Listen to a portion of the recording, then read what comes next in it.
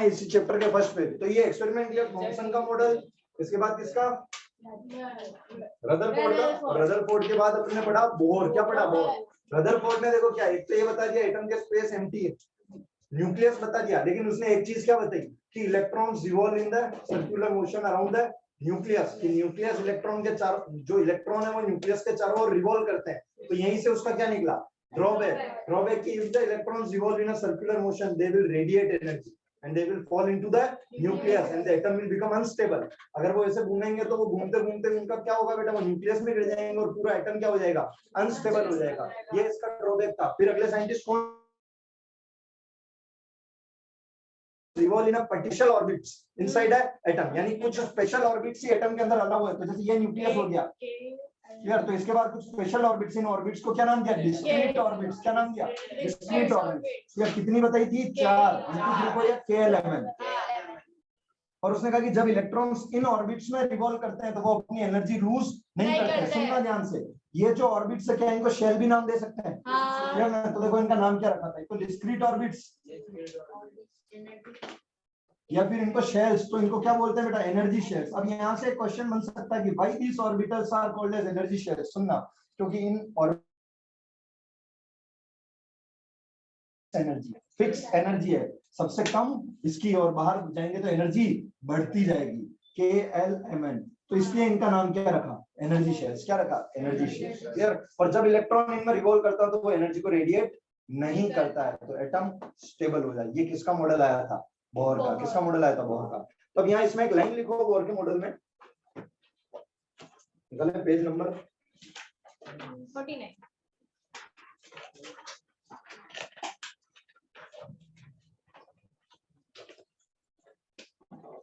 Clear. ये जो figure दे रखा है सर्कुलर डायग्राम, इसके ऊपर की लाइन पढ़ना देखो। दीज ऑर्बिट्स और shells are also called as energy level या एनर्जी शेल्स। दीज शेल्स और orbits are also called as energy level और एनर्जी शेल्स। इसी का आगे ऐड करो, बिकॉज क्यों एनर्जी शेल्स या एनर्जी लेवल कहते हैं, because they are associated with Prabhu लिखो ना, certain value of energy, because they are associated with certain value of energy. That's why these orbitals or shells are also called as energy shells, because they are associated with certain value of energy. Certain लिखा ना, associated with certain value of energy। और नाम से देखो, discrete orbits होगी, shells हो गई, energy shells हो गई, कुछ भी। इनको एक और नाम स्टेशनरी ऑर्बिट्स के नाम से भी जाना जाता है। किस नाम से, स्टेशनरी शेल्स या स्टेशनरी ऑर्बिट्स। अब ये स्टेशनरी का मतलब क्या है, यहाँ से समझना। स्टेशनरी का मतलब होता है फिक्स, स्टेशनरी का मतलब होता है फिक्स। तो यहाँ ये जो इन शेल्स की एनर्जी है ये क्या है, फिक्स है, इसलिए इन एनर्जी शेल्स को क्या कहते हैं, स्टेशनरी ऑर्बिट्स या स्टेशनरी शेल्स। तो नीचे जो दिख रहा है बेसमेंट, वहां लिखो एक point, as the energy is fixed, as the energy is fixed,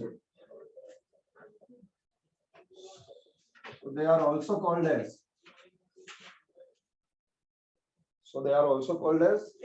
stationary states या stationary shells।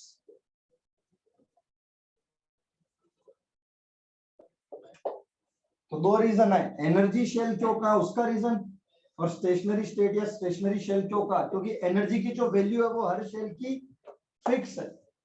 ठीक है,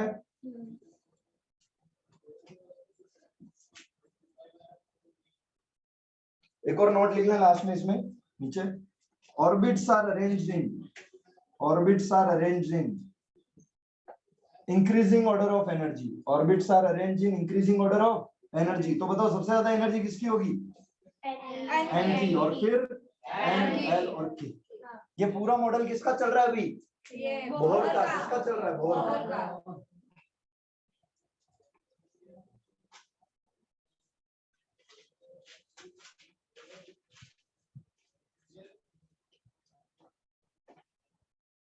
ठीक है, शेल्स को KLMN से भी रिप्रेजेंट कर सकते हैं और 1 2 3 4 से। एन क्या बन जाएगा जहां पे, नंबर ऑफ शेल, कि कौन से नंबर की शेल है। अगर n इक्वल टू 1 है यानी वो फर्स्ट नंबर की शेल है, n की वैल्यू 2 है तो सेकंड नंबर की शेल है, n की वैल्यू 3 है तो थर्ड नंबर की शेल है, और n की वैल्यू 4 है तो फोर्थ नंबर की शेल। तो ये कंप्लीट बोर का मॉडल था। क्लियर? ड्रॉबैक क्लियर कर चुका है रदरफोर्ड का। ड्रॉबैक जो सर्कुलर मोशन वाला था कि इलेक्ट्रॉन कहाँ गिर जाएंगे, न्यूक्लियस में, वो ड्रॉबैक इसने क्लियर कर दिया कि electrons revolve in a certain special orbits called as discrete मतलब special, discrete orbits also called as energy shells. When electrons revolve in this shell, the electron do not radiate energy. These shells are called as energy shells because they are associated with certain value of energy, and they are also called as stationary state because this value of energy is stationary. Fixed मतलब stationary. इनमें जो हर shell की जो energy की value है वो fix है, तो इसलिए इनको स्टेशनरी स्टेट्स या स्टेशनरी शेल्स भी कह सकते हैं। तो यहाँ से 2-3 सवाल और पूरा मॉडल। ये डायग्राम बनाने के लिए आ जाए, बना सकते हैं। केवल KLMN और सेंटर में क्या शो कर दोगे, न्यूक्लियस। ये कौन है बेटा, न्यूक्लियस। कोई दिक्कत? ठीक है। अब देखो फर्स्ट पेज पे आओ, इस चैप्टर के पेज नंबर 46 पे। यहाँ से 2-3 सवाल बनते हैं, ज्यादा डिटेल में नहीं, बस सबसे पहले इलेक्ट्रॉन की डिस्कवरी जे थॉमसन। इलेक्ट्रॉन की डिस्कवरी जे थॉमसन। क्लियर? मैं मार्क कराता हूँ पहले। जैसे 3 पार्टिकल है एटम के अंदर, कितने? एक तो है इलेक्ट्रॉन और एक है प्रोटॉन और एक है न्यूट्रॉन। इलेक्ट्रॉन, प्रोटॉन और न्यूट्रॉन। इलेक्ट्रॉन की डिस्कवरी की जे थॉमसन ने। अभी तक बेटा देखो न्यूट्रॉन की डिस्कवरी नहीं, साथ में इसके बाद प्रोटॉन की डिस्कवरी कैसे हुई? क्लियर? इसका एक यहाँ क्वेश्चन भी दे रखा है, what are the canal rays. यहाँ से फिर अगला हम देखेंगे न्यूट्रॉन की डिस्कवरी। तो देखो यहाँ पे इस पेज पे, इस वाले पैराग्राफ पे आओ, ये 1900 वाले पे, the electron identified by J Thomson.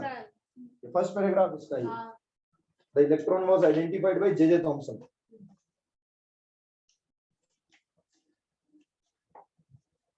ठीक है। अब देखो यहाँ एक और साइंटिस्ट का नाम दे रखा है, देखो ई गोल्डस्टीन दे रखा है, इसको अंडरलाइन करो। ई गोल्डस्टीन। इलेक्ट्रॉन किसने खोजा? जे थॉमसन ने। और एक और नाम दे रखा है ई गोल्डस्टीन। इसने क्या किया बता। फिर अब यहाँ देखो बेटा, 2 चीजें आएगी, एक एक्सपेरिमेंट का नाम आएगा लेकिन केवल उसका नाम ध्यान रखना, और एक में समझूंगा कैनाल रेस। क्या समझूंगा? Canal race. देखो इसको पढ़ना है यहाँ से, ई गोल्डस्टीन से। Even before the electron was identified, E. Goldstein in 1886 discovered the presence of new radiation. बेटा इलेक्ट्रॉन की खोज से पहले ही किसकी डिस्कवरी हो चुकी थी? प्रोटॉन की। क्लियर? ये क्या कह रहा है कि even before the electron was identified, E. Goldstein in 1886 discovered the presence of new radiation in a gas discharge. In a gas discharge. देखो इसके साथ एक गैस डिस्चार्ज इंसिडेंट हुआ था। इसने क्या देखा बेटा? कुछ न्यू रेडिएशंस देखे। क्या देखे? New radiations. और ये न्यू रेडिएशंस को इसने बोला कैनाल रेज। क्या बोला? Canal raise. यानी कि ये कैसे चार्ज पार्टिकल्स थे? पॉजिटिवली, जिनको बाद में जाके नाम क्या दे दिया? प्रोटॉन। तो वैसे नाम ध्यान रखना है यहाँ से। क्लियर? कि किसने डिस्कवरी की? ई गोल्डस्टीन ने। कैसे? गैस डिस्चार्ज के थ्रू न्यू रेडिएशन देखे, उसको इसने नाम क्या दिया? Canal raise. क्लियर? अब ये कैनाल रेज जो रेडिएशन थे, ये कैसे रेडिएशन थे? Positively charge radiation. कैसे रेडिएशन थे? Positively charge radiation. तो इधर जो तुम्हारे क्वेश्चन दे रखा है, व्हाट आर कैनाल रेज, यहाँ इसका आंसर लिखो। कैनाल रेज मतलब सिंपल से क्या लिख लो? Positively charged radiation. इसे क्या कहते हैं? Canal raise. और ये जो रेडिएशन थे, यही क्या थे बेटा? प्रोटॉन थे। Positively charge radiation. Canal raise का मतलब positively charge radiation.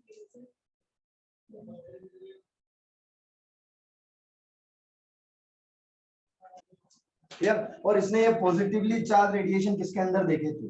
Gas discharge के अंदर। तो यहाँ से 3 लाइनें अंडरलाइन कर लेना कि E. Goldstein discovered the presence of new radiation in a gas discharge and called them canal rays. These rays are positively charged radiation which ultimately led to the discovery of another subatomic particle. और वो another subatomic particle कौन था?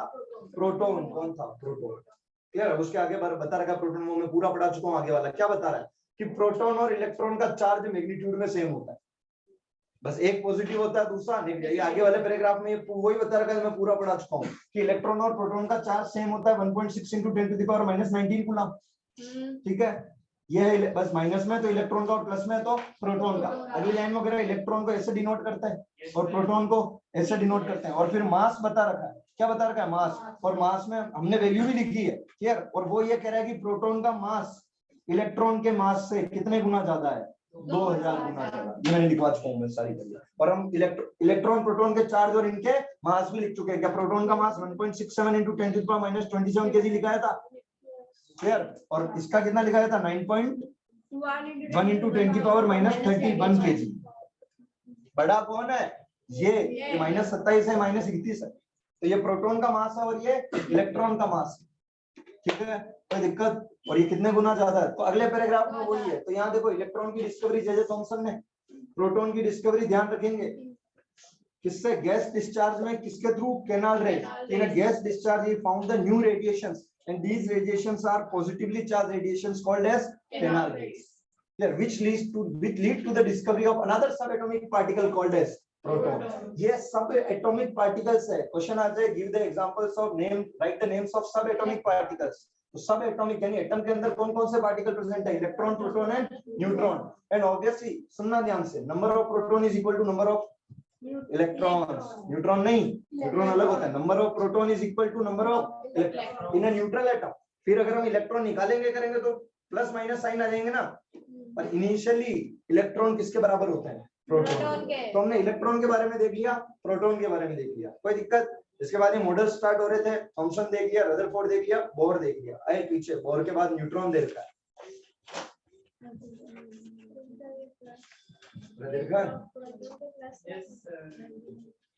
नहीं, आगे plus है बेटा। Proton का जो चार्ज है वो यहाँ चेंज नहीं है, plus 1.6 into 10 to the power -19, और यहाँ है -1.6। ये तो मैग्नीट्यूड पूरा का पूरा सेम है। ये आगे वाले से यहाँ प्लस मत करके आ जाना, यहाँ माइनस, यहाँ भी माइनस। ये चार्ज की स्टैंडर्ड चार्ज की वैल्यू, यानी इलेक्ट्रॉन और प्रोटॉन के। हाँ क्यों? ये मास है बेटा, ये तो प्रोटॉन का मास और ये इलेक्ट्रॉन का मास लिखवाया मैंने।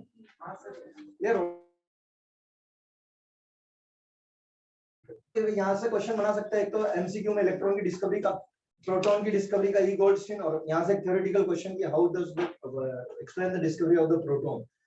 So proton was discovered by E. Goldstein. Yeah, in a gas discharge, he found the new radiations, and these radiations are positively charged radiations called as canal rays, which lead to the discovery of another subatomic particle called as proton.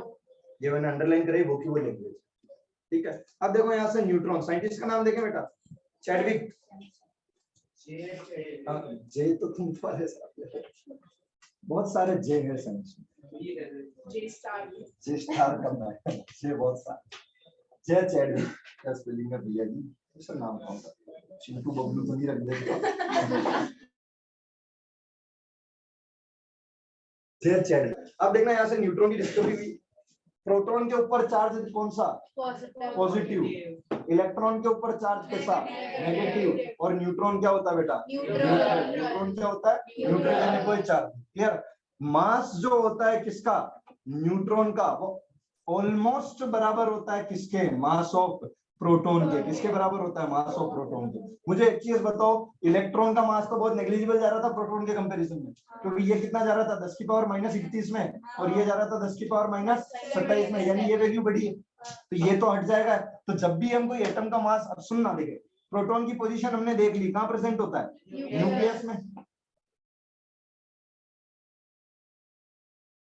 करते neutron, ये भी कहाँ present है? Nucleus में। यानी nucleus में दो चीजें आ गई, प्रोटॉन प्लस न्यूट्रॉन। न्यूट्रॉन पे कोई चार्ज नहीं है, पर ये प्रेजेंट कहाँ है? न्यूक्लियस के अंदर।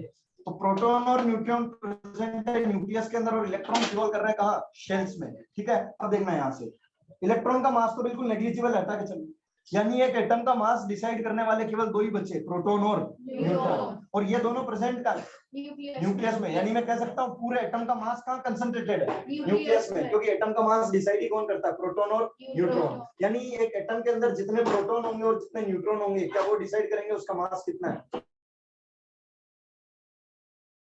मास -31 में, इसके सामने कुछ भी नहीं है, ये वो बड़ा है। और प्रोटॉन का मास, न्यूट्रॉन का मास भी अप्रोक्सीमेटली सिमिलर होता है, किसके बराबर? प्रोटॉन। और दोनों कहाँ रहते हैं? न्यूक्लियस में।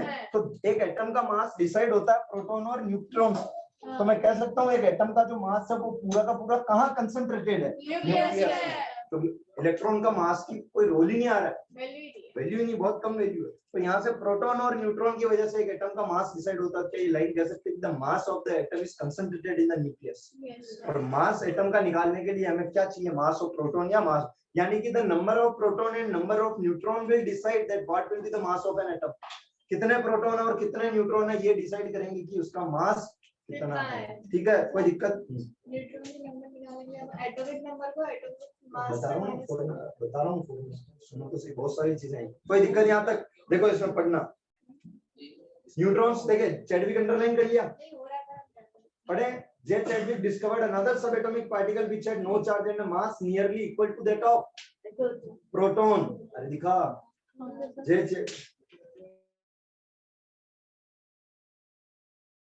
देर का डियर का ध्यान रखना, जे Chadwick discovered another subatomic particle which had no charge and the mass nearly equal to that of proton. Nearly मतलब देखो मैंने अप्रोक्स का साइन लगाया, बिल्कुल अप्रोक्सीमेटली इसके बराबर मास था किसका, न्यूट्रॉन का प्रोटॉन के बराबर। आगे देखें, neutrons are present in the nucleus of all atom except hydrogen. अब इसका रीजन समझना है कि न्यूट्रॉन सब एटम्स के पास है लेकिन हाइड्रोजन के पास न्यूट्रॉन नहीं, इसका रीजन अभी देखते हैं। फिर अगला पढ़ना, in general and neutron is represented as n, electron को देखो E माइनस, प्रोटॉन को P प्लस, न्यूट्रॉन पे कोई चार्ज नहीं है तो केवल n। In general neutron is represented as n, ठीक है। अगली लाइन पढ़ना बेटा, the mass of an atom is therefore given by the sum of the masses of proton and neutron present in the negligible mass है, तो एक atom का मास निकालना है तो मैं प्रोटॉन और न्यूट्रॉन का मास चाहिए और वो ये कहाँ प्रेजेंट है, न्यूक्लियस। तो अगर मैं ऐसा स्टेटमेंट बोलता हूँ कि एटम का पूरा मास न्यूक्लियस में कंसंट्रेटेड है तो क्या गलत है? नहीं, क्योंकि मास किसकी वजह से आ रहा है, एटम का प्रोटॉन और न्यूट्रॉन की वजह से। कोई दिक्कत? अब ये रीजन समझते हैं कि सभी एटम्स के पास न्यूट्रॉन है लेकिन किसके पास नहीं है, हाइड्रोजन के पास नहीं है। क्लियर? देखिए बेटा, हाइड्रोजन बहुत छोटा, एटॉमिक नंबर 1, क्लियर ना। ये जो पीरियोडिक टेबल अरेंज हुई है हमारी, क्लियर, इसमें हम जैसे जैसे नीचे की तरफ मूव करते हैं तो साइज बढ़ती है, जैसे जैसे हम नीचे की तरफ मूव करते हैं तो साइज बढ़ती है। और इधर पीरियोडिक टेबल देखी होगी, इस तरह से कुछ एलिमेंट्स के नाम है ना, जैसे है लीना की, रब से फरियाद, ओके बेटा मांगे कार, स्कूटर बाप राजी। ये ट्रिक्स है, जैसे hydrogen, lithium, sodium, potassium, rubidium, caesium, फेरेडियम।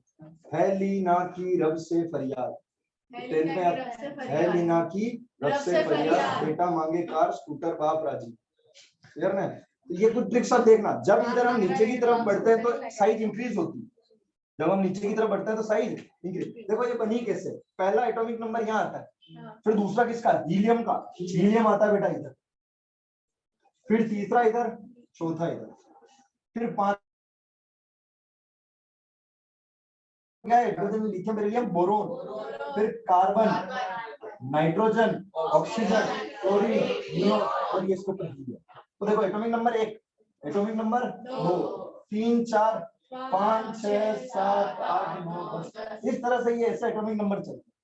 तो जब मैं ऐसे डाउन द ग्रुप ऐसे नीचे की तरफ मूव करता हूँ, साइज इंक्रीज हो, यानी इस पूरी पीरियोडिक टेबल के अंदर हाइड्रोजन एक छोटा एटम है, यार ना, बहुत छोटी साइज है। अब एटम छोटा तो उसके न्यूक्लियस तो वैसे ही छोटा होता है एटम से, तो क्या इन सबके न्यूक्लियस से और छोटा होगा? ये मैंने एक हाइड्रोजन का लेटर लिया और ये इसका कौन है, न्यूक्लियस।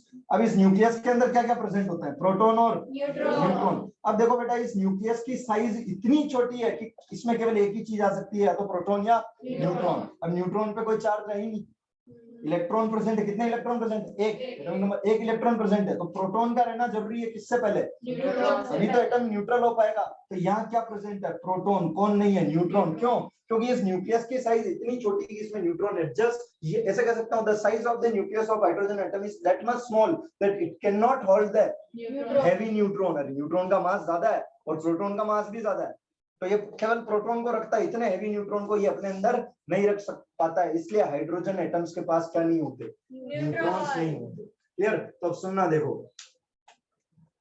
हाइड्रोजन का मास कितना होता है, 1। क्लियर? अभी बताते हैं। तो एक लाइन लिखो इसमें, एक चीज, ऊपर छत दिख रही होगी कहीं पे, छत भर गई क्या कहीं पे, आगे वाली छत, हाँ कहीं पे भी छत, बालकनी कुछ भी दिख रही हो, एडजस्ट करो एक लाइन। किसका रीजन लिख रहे हैं, हाइड्रोजन के पास न्यूट्रॉन क्यों नहीं होता, उसका रीजन लिखा रहा हूं मैं। क्लियर? ठीक है, hydrogen does not contain neutron because its nucleus is very small. its nucleus is very small in size, which cannot, बस आवाज नहीं, which cannot accommodate any heavier neutron. क्या न्यूट्रॉन का मास ज्यादा है तो उसकी साइज इतनी छोटी है कि वो एक हैवी न्यूट्रॉन को अपने अंदर नहीं रख सकता. Clear? It will make hydrogen unstable. It will make hydrogen unstable. ये रीजन है बेटा किसका कि हाइड्रोजन के पास न्यूट्रॉन क्यों नहीं होता है. हमारा ना चैप्टर कैसे चल रहा है आगे के आगे. स्कोरिंग चैप्टर भैया नहीं बनेगा. एक एक लाइन से जितने सवाल बन रहे हैं सब बताते चल रहा हूँ. याद करें चीजों को, थ्योरी को.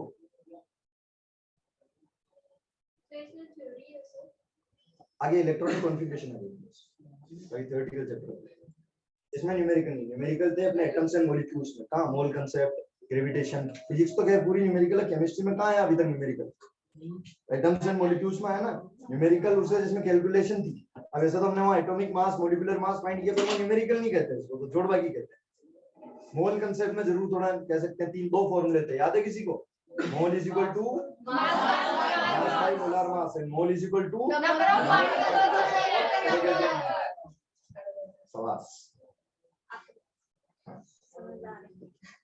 हो गया क्लियर? अरे ठीक है. न्यूट्रॉन का कोई मास लिखने को कहते हो तो क्या वैल्यू लिखोगे? वही लिख दे. अरे न्यूट्रॉन का मास वही लिखोगे जो प्रोटॉन का है. It is approximately equal to proton.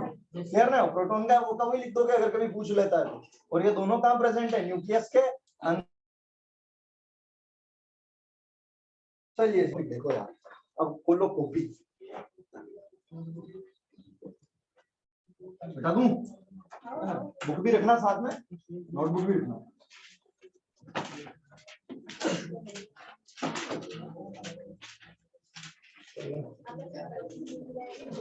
हर साल ये टॉपिक इसी से पढ़ाते हैं. अपने भी एक चैप्टर में फाइल अगर टॉपिक समझते हैं. बोर ने ये कह दिया कि इलेक्ट्रॉन्स ऑर्बिट में रिवॉल्व करते हैं. क्लियर? पर क्या हर एटम के अंदर अलग अलग नंबर के इलेक्ट्रॉन्स होते हैं? किस ऑर्बिट में कितने इलेक्ट्रॉन रिवॉल्व करेंगे मना हुआ जिसमें 10 की यहाँ अपन जोड़ी बना लेते हैं अपने हिसाब से. क्लियर ना कि 4 3 5 का पेयर बन गया? नहीं. उसने ये तो बता दिया कि इलेक्ट्रॉन्स, ये भी बोर नहीं बताया. क्लियर ना? दो साइंटिस्ट आगे बोर के साथ एक और है. तो इधर सुनो, इलेक्ट्रॉन्स ऑर्बिट्स में रिवॉल्व करते हैं, पर कितने इलेक्ट्रॉन किस ऑर्बिट में रिवॉल्व करते हैं और किससे ज्यादा नहीं कर सकते. कुछ लिमिटेशंस, कुछ रूल्स है, उसको देखते हैं. तो ये स्टार्ट करने से पहले सबसे पहले हमें किसके अंदर कितने इलेक्ट्रॉन है ये पता होना चाहिए. क्लियर? तो ध्यान से देखना. मैं यहाँ से सबसे पहले बात कर लेता हूँ किसकी? एटॉमिक नंबर की. किसकी बात कर लेता हूँ? Atomic number. एटॉमिक नंबर 20 तक याद होने चाहिए पहली चीज. अब यहाँ से एक चीज सुनना. Number of protons, number of is equal to atomic number. Number of protons is equal to, यानी एक एटम के अंदर जितने प्रोटॉन्स होते हैं उतना ही उसका क्या बन जाता है. अब मुझे एक चीज बताना, क्या जितने प्रोटॉन्स होते हैं उतने इलेक्ट्रॉन्स होते हैं? तो हम डायरेक्टली क्या कहते हैं कि एटॉमिक नंबर किसके बराबर हो जाएगा? नंबर ऑफ इलेक्ट्रॉन्स के. किसके बराबर हो जाएगा? Number of. न्यूट्रल एटम में, क्लियर ना? न्यूट्रल एटम में जितने प्रोटॉन है उतने क्या है? Atomic number. पर बेटा ये कभी कभी चेंज हो सकते हैं. अगर मैं किसी एटम से इलेक्ट्रॉन बाहर निकाल दूंगा तो क्या उसका एटॉमिक नंबर चेंज हो जाएगा? नहीं होगा. सोडियम से एक इलेक्ट्रॉन, क्योंकि एटॉमिक नंबर किसके बराबर है? प्रोटॉन के. समझ है ना? तो प्रोटॉन कभी बात चेंज नहीं कर. हम क्या, या तो इलेक्ट्रॉन अंदर डालते हैं या इलेक्ट्रॉन को बाहर निकालते हैं. तो मैंने Na+ बना दिया, यानी एक इलेक्ट्रॉन बाहर निकल गया, तो क्या इसका एटॉमिक नंबर चेंज हो गया? नहीं. वैसे आयन बन चुका. एटॉमिक नंबर किस पे डिपेंड करता है? प्रोटॉन पे. लेकिन अब इलेक्ट्रॉन फाइंड करने का ये जस्ट आ रहा है कि number of proton atomic number के बराबर होते हैं. तो क्या नंबर ऑफ प्रोटॉन और नंबर ऑफ इलेक्ट्रॉन बराबर होते हैं? तो एटॉमिक नंबर किसके बराबर आ जाएगा? Number of electron. यहाँ तक तो कंसेप्ट है. और ये है आगे जुगाड़. ये तो बात सही है, नंबर ऑफ प्रोटॉन किसके बराबर है? एटॉमिक नंबर पे. लेकिन अब मैं कहता हूँ कि यार सोडियम, अब मुझे पता लगाना है इसमें कितने इलेक्ट्रॉन. तो इसका एटॉमिक नंबर कितना? 11. तो इसके अंदर इलेक्ट्रॉन भी कितने? 11. क्यों? और इसके अंदर प्रोटॉन भी कितने? 11. पर एक्चुअल कंसेप्ट तो ये है. हमने यहाँ से ये निकाल दिया क्योंकि जितने प्रोटॉन होते हैं उतने ही इलेक्ट्रॉन होते हैं. पर अगर मैं यही बना दूं Na+, मतलब कितने इलेक्ट्रॉन बाहर निकल गए? तो सुनना, इसका इलेक्ट्रॉन कितने रह गए? 10. एक बार निकल गया. लेकिन इसके पास एटॉमिक नंबर अभी भी 11 और इसके प्रोटॉन अभी भी 11. यहाँ ये चार्ज वाली स्पीशीज में ये जस्ट चार्ज वाली स्पीशीज में ये जो नॉर्मल है कि हमें कभी कोई कॉन्फ़िगरेशन लिखनी पड़े तो जितना एटॉमिक नंबर उतनी उसके इलेक्ट्रॉन कर देंगे। क्लियर? ठीक है, यानी तुम्हें एटॉमिक नंबर याद रखने हैं, वही उसके क्या बन जाएंगे इलेक्ट्रॉन, क्योंकि ये किसके बराबर है प्रोटॉन। लेकिन 4 स्पीशीज आ गई तो देखो अब यहाँ इलेक्ट्रॉन तो कितने रह गए 10, लेकिन एटॉमिक नंबर अभी भी 11 है और प्रोटॉन अभी भी, प्रोटॉन को नहीं छेड़ सकते। क्यों नहीं छेड़ सकते अभी बताते। ठीक है, कोई दिक्कत? तो अब हम सीखने जा रहे हैं यहाँ से। तो ये तो था एटॉमिक नंबर। क्या था एटॉमिक नंबर? कहाँ दे रखा है सर? पेज नंबर 52 पे आओ।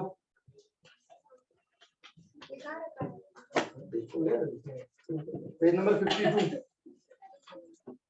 देखो, एटॉमिक नंबर की हेडिंग दे रखी है, सेकंड लाइन से पढ़ना। It is the number of protons of an atom which determines atomic number. It is the number of protons of an atom which determines atomic number. देखो यहाँ से एक और ट्रिक बता देता हूँ इसकी। एटॉमिक नंबर को बेटा हम देखो यहाँ से डिनोट करेंगे किससे? Z से। किससे डिनोट करेंगे? Z से। एटॉमिक नंबर को किससे डिनोट करेंगे? Z से। और आगे एक और आएगा बेटा एटॉमिक मास। क्या आएगा? Atomic mass. ये देखो इसको क्या बोलते हैं, सुनना। एटॉमिक मास के साथ साथ एक और वर्ड यूज करते हैं, इसको बाद में पढ़ेंगे। ये एटॉमिक नंबर क्यों पढ़ा है? क्योंकि कॉन्फ़िगरेशन देखनी है कितने इलेक्ट्रॉन किसमें प्रेजेंट है, तो उसके लिए पहले इलेक्ट्रॉन पता तो होने चाहिए। यहाँ से सीधा एटॉमिक नंबर को किसके बराबर कर दोगे? इलेक्ट्रॉन। ये तो कंसेप्ट है कि नंबर ऑफ प्रोटॉन किसके बराबर होते हैं? Atomic number. कोई पूछ ले एटॉमिक नंबर क्या होता है? It is the number of protons of an atom which determines the atomic number of atom. कि उस एटम के अंदर कितने प्रोटॉन प्रेजेंट है वही उसका एटॉमिक नंबर डिसाइड करते हैं। 11 प्रोटॉन है तो उसका एटॉमिक नंबर 11, 12 प्रोटॉन है तो उसका एटॉमिक नंबर 12। और हमने जुगाड़ बना दिया कि जो एटॉमिक नंबर वही उसका क्या बन जाएगा? Number of electron. क्योंकि प्रोटॉन ये सब बराबर चल रहे हैं। क्या नंबर ऑफ इलेक्ट्रॉन प्रोटॉन के बराबर है? क्या ये एटॉमिक नंबर के बराबर है? पर ये चार्ज स्पीशीज में अप्लाई नहीं करना क्योंकि वहां इलेक्ट्रॉन की कमी हो जाएगी। एटॉमिक नंबर एक्चुअल में कौन डिसाइड करता है? प्रोटॉन के नंबर। अब यहाँ से एक वर्ड आता है एटॉमिक मास। क्या आता है? मास। इसको मैंने बोला एटॉमिक नंबर, तो एटॉमिक मास को मैं बोलता हूँ बेटा मास नंबर। क्या बोलता हूँ? Mass number. समझ में आया? सिमिलर वर्ड है, एटम का नंबर एटॉमिक नंबर और एटॉमिक मास को मैं क्या बोल देता हूँ? Mass number. अब देखें यहाँ से एटॉमिक नंबर को डिनोट कर रहे हैं किससे? Z से। तो मास नंबर को डिनोट करेंगे A से। किससे? A से। अब कंफ्यूज नहीं होना। देखो जो A से चालू हो रहा है, दो चीजें आई, एक तो आया मास नंबर और एक आया एटॉमिक नंबर। जो A से चालू हो रहा है उसमें तो Z ले लेना और इसमें A लेना। समझ? जो A से चालू हो रहा है उसमें तो Z ले लेना और इसमें क्या ले लेना? A। यहाँ से एटॉमिक नंबर और मास नंबर कंफ्यूज नहीं होना। केवल एटॉमिक नंबर देखेंगे, भी मास नंबर और भी पढ़ूंगा मैं। एटॉमिक नंबर में इतने अंडरलाइन करो, it is the number of protons of an atom which determines its atomic number and it is denoted by Z। कोई दिक्कत? ठीक है, अब इधर देखिए। ठीक है, कोई दिक्कत नहीं? हाँ हाँ ऑर्बिटल्स। और कह के गया कि इलेक्ट्रॉन्स किसमें प्रेजेंट है? ऑर्बिटल्स में। लेकिन अब वो ऑर्बिटल्स में किस तरह से अरेंज हुए हैं, सुनना। कॉपी निकाल लो एक।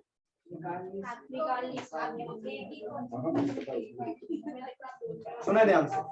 बोहर के साथ एक और साइंटिस्ट आ गए बेटा, बोहर एंड बरी।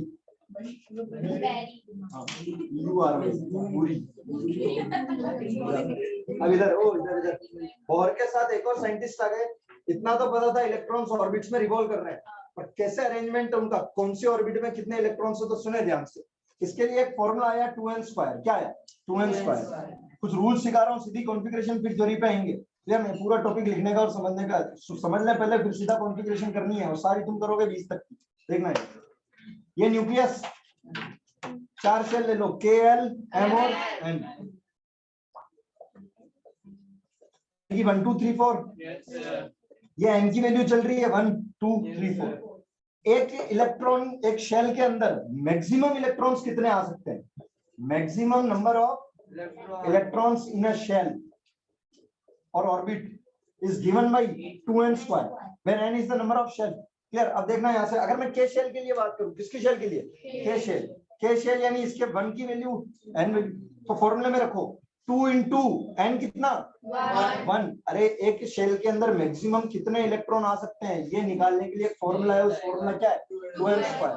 इससे ज्यादा इलेक्ट्रॉन उसमें नहीं आ सकते, इससे ज्यादा इलेक्ट्रॉन्स उसमें नहीं आ सकते। तो एक शेल, 4 शेल है हमारे पास, KLMN, या 1 2 3 4।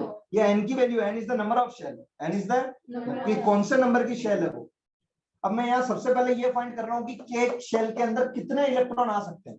इससे कम रख सकते हो पर इससे ज्यादा नहीं रख, नहीं क्योंकि इनकी एनर्जी फिक्स्ड है, और एनर्जी फिक्स्ड है तो ये लिमिटेड नंबर ऑफ इलेक्ट्रॉन्स को होल्ड कर पाएगी। क्लियर? क्योंकि इलेक्ट्रॉन्स इनमें रिवॉल्व करेगा, वो एनर्जी लूज नहीं करेगा।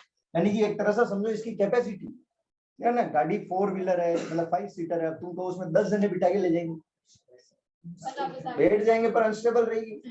क्लियर ना? तो यहाँ से कितने मैक्सिमम कितने इलेक्ट्रॉन्स आ सकते हैं, उसके लिए फॉर्मूला 2n²। के की वैल्यू यहाँ 1, एन की वैल्यू क्या है 1। देखो 1 का स्क्वायर 1, यानी के शेल के अंदर मैक्सिमम कितने इलेक्ट्रॉन आ सकते हैं, मैक्सिमम कितने इलेक्ट्रॉन्स आ सकते हैं, कोई दिक्कत? इसी तरह मैं कौन सी शेल के लिए निकालता हूँ, एल शेल के लिए, एन की वैल्यू कितनी है 2, फॉर्मूला 2n का स्क्वायर यानी 2 का स्क्वायर 4, कितना 8, यानी एल शेल में मैक्सिमम कितने इलेक्ट्रॉन आ सकते हैं, मैक्सिमम। इससे कम कितने भी आ जाए लेकिन इससे ज्यादा नहीं आ सकते। एम शेल के लिए देखें, क्या एन की वैल्यू 3 होगी, 2n², 3 का स्क्वायर 9, 9 दूनी 18, यानी मैक्सिमम इलेक्ट्रॉन्स कितने आ सकते हैं 18। 4 शेल के लिए देखें बेटा, 2, 4 का स्क्वायर 16, 16 दूनी 32, यानी कितने इलेक्ट्रॉन आ सकते हैं, कोई दिक्कत यहाँ तक? ठीक है, अब देखना हमें इनको अरेंज कैसे करेंगे। जब तक अंदर वाला, जैसे मैं किसी एटम का, मेरे पास इलेक्ट्रॉन्स के नंबर हम निकाल लेंगे एटॉमिक नंबर से, जितना एटॉमिक नंबर वही उसके लिए क्या बन जाएगा, नंबर ऑफ इलेक्ट्रॉन। अब मुझे इलेक्ट्रॉन को भरने, मेरे पास 5 इलेक्ट्रॉन है, मान लो कितने इलेक्ट्रॉन है 5, तो मैं अंदर से बढ़ता हुआ चलूंगा और बाहर की तरफ बढ़ूंगा।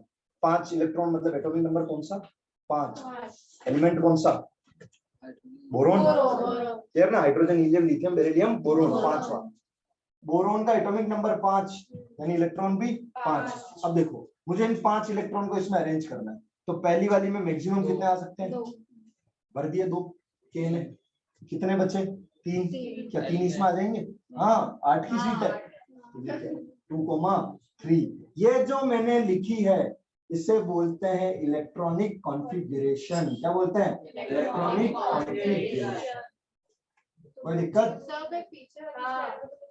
कहाँ नहीं है, दो हाँ तो नहीं है तो कोई दिक्कत नहीं ना, जितने इलेक्ट्रॉन है उतने, तो ये हमेशा अपन मतलब ना आगे वाली, हाँ यहाँ से जब तक अंदर वाली कंप्लीटली फिल नहीं हो जाती तब तक तुम आगे वाली पे नहीं बढ़ोगे। ऐसा नहीं कि यहाँ 1 बढ़ गया, बचे हुए 4 यहाँ डाल दिए, नहीं, इसमें मैक्सिमम कितने आ सकते हैं 2, तो पहले इसकी सीट फुल होगी, फिर इलेक्ट्रॉन्स कहाँ जाएंगे आगे, फिर अगर और बच रहे हैं तो ये 8 फुल होने के बाद फिर और कहाँ जाएंगे आगे। क्लियर? तो अब हमें ऐसा करके 20 तक की इलेक्ट्रॉनिक कॉन्फ़िगरेशन लिखनी, कितने 20 या 18 तक मान लो मैक्सिमम, कितने तक की कॉन्फ़िगरेशन लिखे हम 18 तक की। क्लियर? तो देखो कैसे लिखेंगे, इसे कहते हैं इलेक्ट्रॉनिक कॉन्फ़िगरेशन। इलेक्ट्रॉनिक कॉन्फ़िगरेशन मतलब the arrangement of atoms in the orbitals, the arrangement of electrons in the orbitals, की इलेक्ट्रॉन्स का अरेंजमेंट है ऑर्बिटल्स में, किसमें ऑर्बिटल, किस पैटर्न में अरेंजमेंट है उससे क्या कहते हैं इलेक्ट्रॉनिक, यानी इलेक्ट्रॉन की कॉन्फ़िगरेशन, इलेक्ट्रॉन की कॉन्फ़िगरेशन की कौन सी ऑर्बिट के अंदर कितने कितने इलेक्ट्रॉन प्रेजेंट है और किस किस एटम में, क्योंकि 18 एटम के पास अपने इलेक्ट्रॉन्स अलग अलग है, depends on their atomic number. Clear? तो हम लिखना स्टार्ट कर रहे हैं क्या, इलेक्ट्रॉनिक कॉन्फ़िगरेशन। यहाँ पे आने से पहले देख लें एक बार पेज नंबर 49, देखो टॉपिक दे रखा how are electrons distributed in different orbits और शेल्स। अरे दे रखा डिफरेंट और suggested by Bohr and Bury. Bohr ने मॉडल दिया था लेकिन अब इसको हेल्प चाहिए थी, साथ में बरी आगे चलो दोनों मिलके इलेक्ट्रॉन को डिस्ट्रीब्यूट करते हैं, बांटने में ज्यादा लोग चाहिए ना, तो इलेक्ट्रॉन्स बांटने। आप देखें इसमें कुछ रूल्स बनाए, क्या बनाए बेटा रूल्स, नीचे फर्स्ट पॉइंट दे रखा